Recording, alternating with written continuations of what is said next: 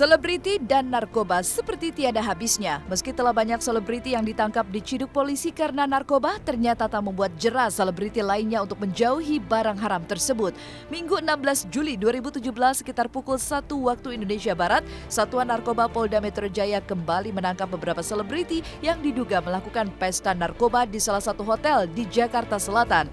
9 orang berhasil diamankan dan salah satu diantaranya adalah artis senior Pretty Asmara. Sementara 7 orang lainnya merupakan artis pendatang baru. Pretty sempat teriak di hadapan media lantaran merasa dirinya telah dijebak oleh Al yang saat ini masih DPO. Enggak, saya dijebak. Dijebak siapa Pretty? Disebutkan ya? Alvin itu siapa Pretty? Alvin itu siapa? Alvin yang jebak saya. Negatif, saya negatif. Saya tidak mengajarkan, saya dijebak.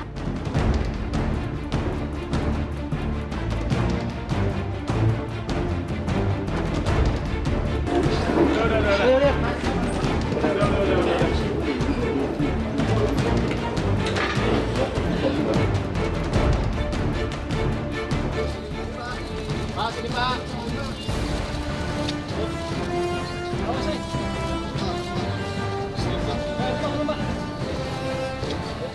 Minggu kemarin tanggal 16 ya, 16 Juli jam 01.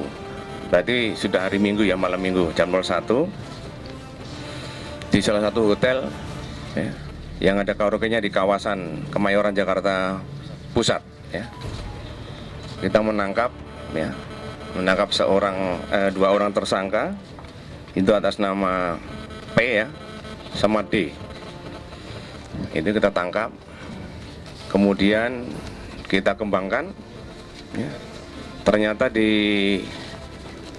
kamar ya, di kamar hotel kita menemukan 0,9 gram narkotika jenis sabu dan alat pengisapnya ya.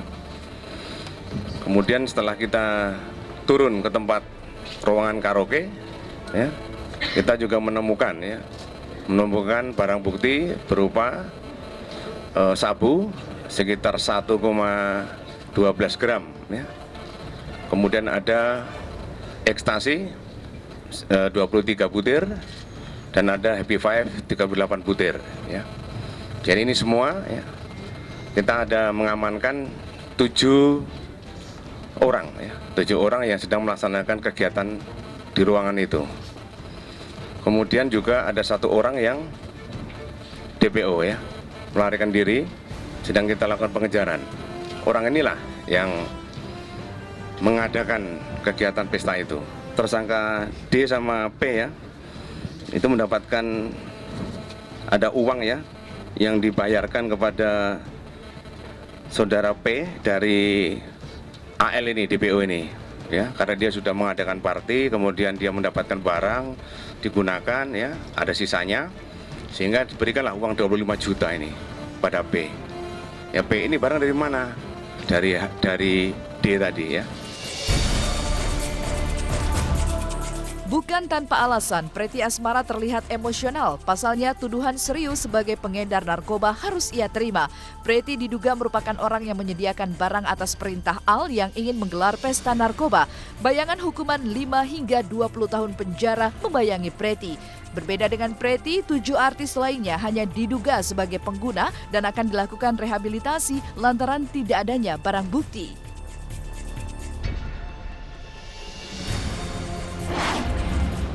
Ya, ada beberapa obat ini ya, apa namanya, yang kita temukan, yang di dalamnya ada berisi ekstasi, kemudian ada Happy Five, itu H5 di situ. Di dalamnya di atas meja, kemudian ditutup pakai tisu di situ ya, tisu. Jadi ini memang sudah dibeli sama tersangka yang melarikan diri, yang DPO untuk kegiatan itu. Ya, itu. Ya, ini kan ada penyanyi ya, ada penyanyi pop, penyanyi dangdut juga ada ya. Yang bersangkutan tersangka ini ya, nanti akan kita lakukan proses penyidikan untuk 2 orang tersangka ini. Sedangkan yang 7 orang, karena kita lakukan tes urin ya, tes urin dan positif ya, dan tidak ada barang buktinya, makanya nanti akan kita lakukan assessment ya, assessment ke BNN. Kemudian untuk yang bersangkutan ya, yang 2 orang ini kita kenakan pasal 114 ya, 114. Kita subsidiarkan 112 undang-undang narkotika ya. Kemudian kita juntukan juga ke undang-undang psikotropika di situ ya, di situ. Di ancamannya antara 5 tahun sampai 20 tahun. Gitu.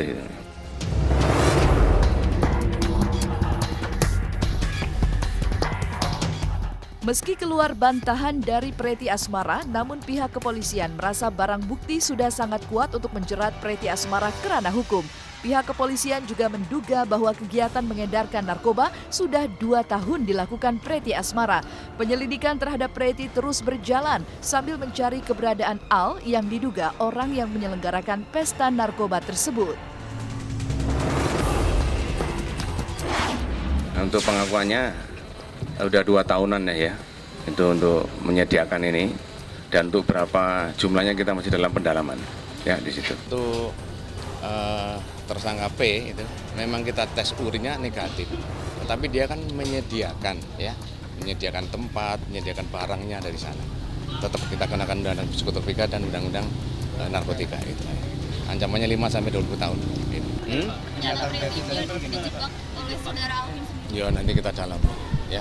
Tapi polisi Alvin itu udah ketahui Pak siapa itu? Alvin. Itu kan DPO tadi saya sampaikan. Iya dong. Masih dalam pencarian. Iya, DPO ya. Masih kita cari ya.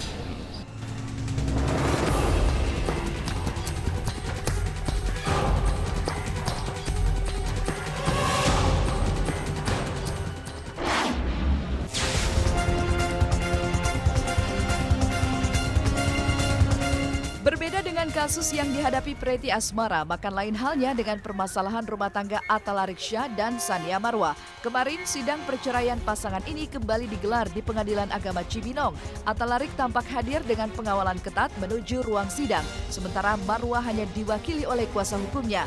Usai persidangan yang panjang, Atta Larik angkat bicara tentang alasannya tak mempertemukan kedua buah hati dengan ibunya. Adik gadis Syah ini mengaku sempat memberikan kesempatan Marwa untuk menemui anaknya di kediaman mereka di Cibinong. Sayang pihak Marwa bersikeras tak ingin kembali lagi ke rumah yang pernah menjadi peraduan cinta dengan Atta Larik.